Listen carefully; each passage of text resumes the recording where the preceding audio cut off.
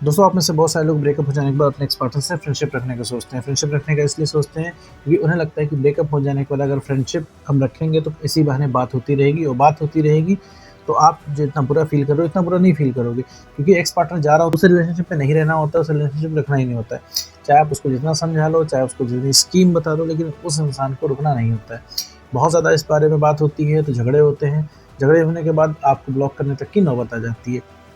और आप उसके बिना नहीं रह पाते हो, तो आप एक छोटा-सा कॉम्प्रोमाइज़ करते हो। आपको लगता है कि चलो भई फ्रेंडशिप ही रख लेते हैं, रिलेशनशिप नहीं हुआ तो क्या हुआ? तो अगर मेरे दोस्त फ्रेंडशिप रखने जा रहे हो अपने एक्स पार्टनर से, तो इससे जुड़ी कुछ बातें मैं इस वीडियो में बताने वाला हूँ, जो कि तुम्हें मददगार साबित हो सकती है, अगर तुम इन चीज़ों को ध्यान रखो तो। इस पूरी वीडियो में बात करेंगे ब्रेकअप के बाद भई फ्रेंडशिप रखनी चाहिए कि नहीं रखनी चाहिए अपने एक्स पार्टनर से।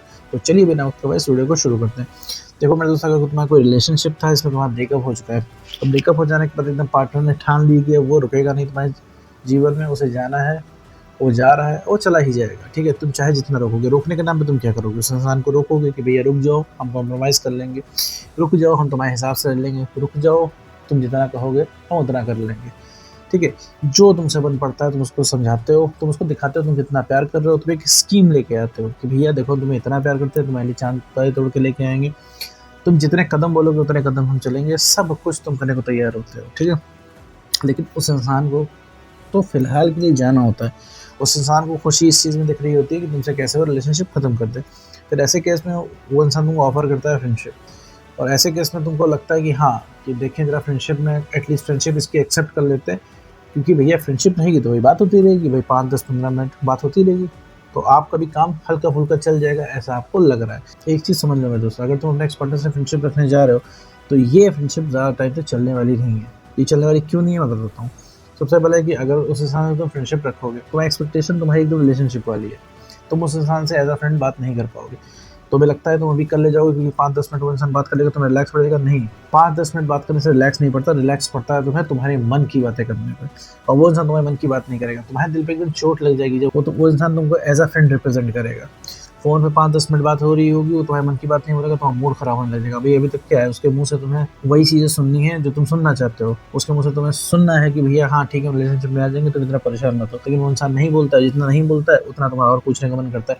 तो कहने का मतलब है, जो उस इंसान के साथ तुम फ्रेंडशिप में रहोगे, तो वो इंसान तुमको एज़ अ फ्रेंड ट्रीट करेगा, तुम्हें अच्छा नहीं लगेगा। 5-10 मिनट तुमसे बात होगी और तुम्हारे मन की बात नहीं बोलेगा, तुम्हें खराब लग जाएगा, ठीक है? और दूसरी सबसे बड़ी दिक्कत आएगी फ्रेंडशिप के अंदर में, कि वो इंसान अगर तुमसे 5 मिनट बात करके फ़ोन रख देगा, तो तुम्हारा मूड खराब होने लगेगा। हो सकता है तुम सेंटी होने लग जाओ, हो सकता है तुम चिल्लाने लग जाओ, और जहाँ तुम चिल्लाने लगोगे, सेंटी होने लगोगे, रिलेशनशिप की बात करने लगोगे, वो इंसान तुरंत पलट के तुमको बोलेगा कि देखो यार, तुमने फिर से ये करना शुरू कर दिया।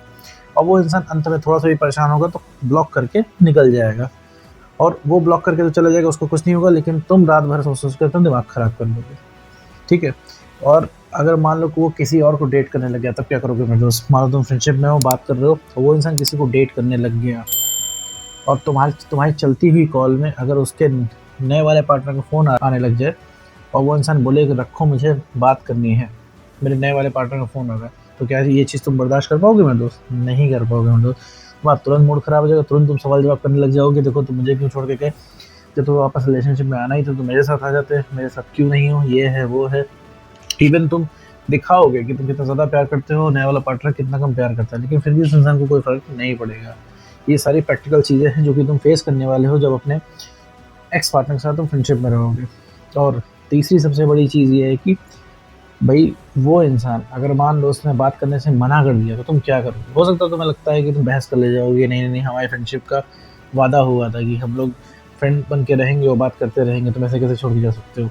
तो ये सब कुछ नहीं चलेगा उसके आगे। अब एक चीज़ समझ लो, जो इंसान रिलेशनशिप नहीं बचा पाया, जो इंसान तुम्हारे वादे नहीं रख पाया, वो इंसान फ्रेंडशिप क्या रखेगा?